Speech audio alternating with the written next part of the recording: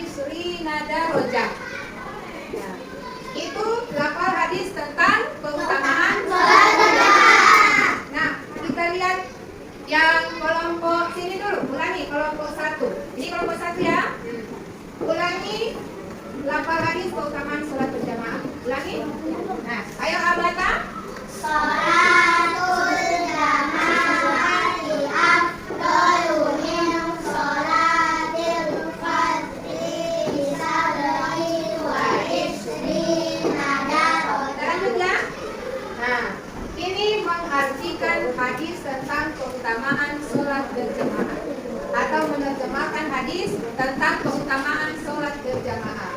Ini yang pertama, ini hadisnya diterjemahkan secara potong-potong. Kalau ini yang pertama kita terjemahkan potong-potongan hadisnya.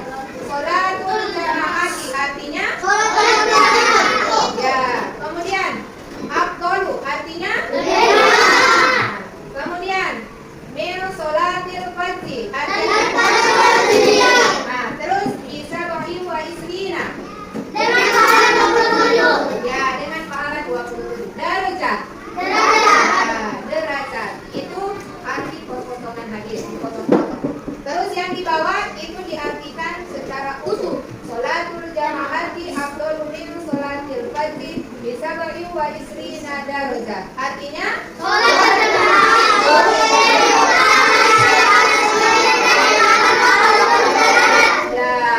sholat berjamaah itu lebih utama atau lebih baik dari sholat sendiri dengan pahala 27 derajat. Mana yang lebih baik, sholat sendiri atau jamaah? Itu rajin-rajinlah melaksanakan sholat berjamaah, baik di rumah, di sekolah, di masjid, atau di mushola, bahkan di lapangan. Karena pahalanya itu banyak. Nah, sekarang yang bertanya, sholatul jamaati. Kolom pas ini artinya apa? Sholatul jamaati. Ya, sholat berjamaah itu. Kalau kolom pas ini, afdalu. Apa artinya? Ya, afdalu artinya ya, lebih utama. Kemudian yang kolom pas ini, bisa wa isrina. Artinya ya, bagus dengan pahala 27. Kalau yang kolom pas ini, min sholatil fardhi. Daripada sholat sendiri Ya, bagus. Kalau kolom di tengah, derajat. Ya, derajat. Coba siapa yang bisa mengartikan secara utuh? Patir dulu, patir. Ayo. Sholatul jamaati afdalu min sholatil fardhi bisa wa isrina derajat. Artinya? Sholat berjamaah itu lebih utama daripada sholat sendiri dengan pahala 27. Ya, bagus. Siapa lagi yang bisa? Di sini dulu, yang di sini belum. Di saya. Alisa. Ayo, Alisa artinya? Sholatul jamaah afdalu min sholatil fardhi wa isrina derajat.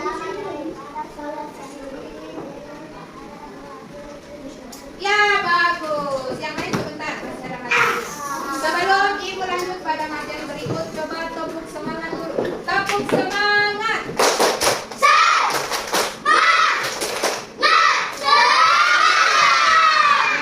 semangat. Selanjutnya, memahami isi kandungan hadis tentang keutamaan sholat berjamaah.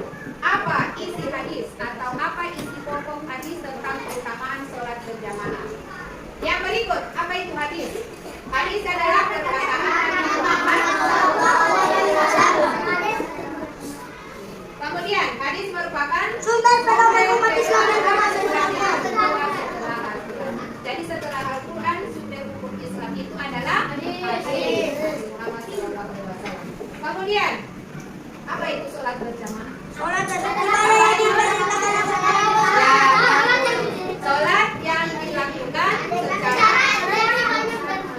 boleh 2 orang, bahkan boleh lebih. Kalau 1 orang, sholat apa? Sendirian atau munfarid. Kemudian berikut, apa hukum melaksanakan sholat berjamaah? Hukumnya adalah ya, bukan wajib, sunnah muakkad. Apa itu sunnah muakkad? Siapa yang tahu? Ainun. Sunnah muakkad itu artinya apa? sunnah yang dianjurkan. Ainun dulu. Ya, bagus. Siapa lagi lain?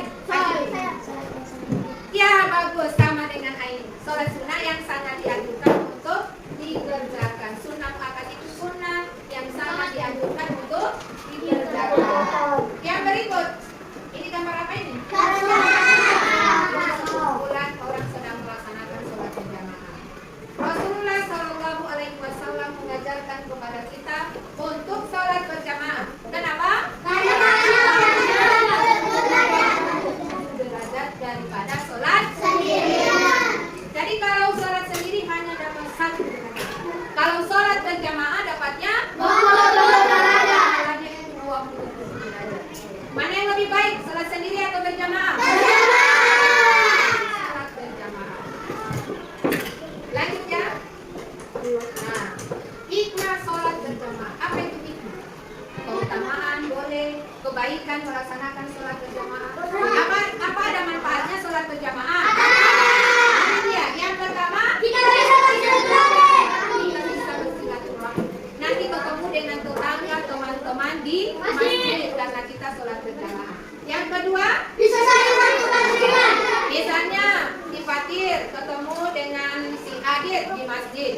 Akhirnya sampai di masjid bercerita bertukar pikiran tentang pelajaran di sekolah. Nah, itu sudah bagus. Itu salah satu hikmah sholat berjamaah. Bisa bertukar pikiran dengan jamaah yang lain. Berikut dapat kalau begitu dengar azan kita langsung ke masjid.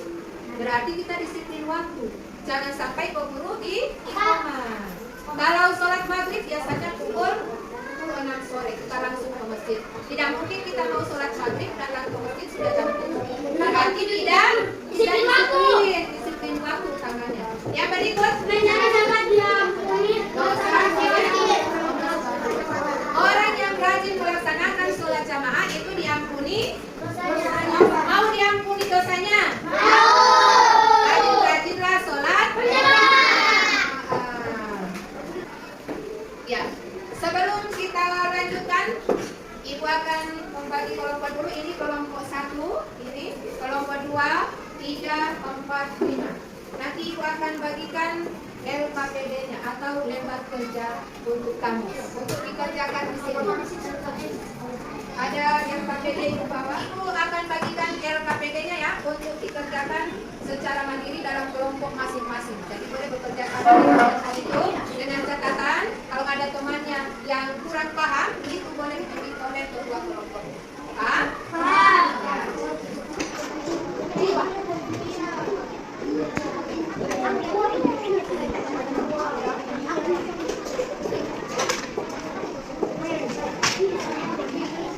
Tulis dulu nama.